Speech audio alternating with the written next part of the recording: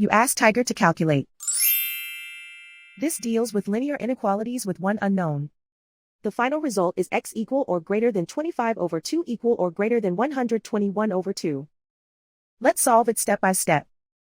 Isolate the x. Divide both sides by 8.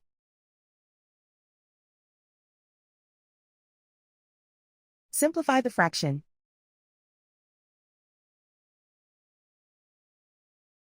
Find the greatest common factor of the numerator and denominator.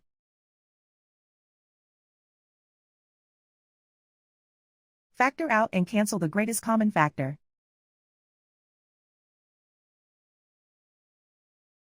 Plot the solution on a coordinate grid. And so the final result is x equal or greater than 25 over 2 equal or greater than 121 over 2.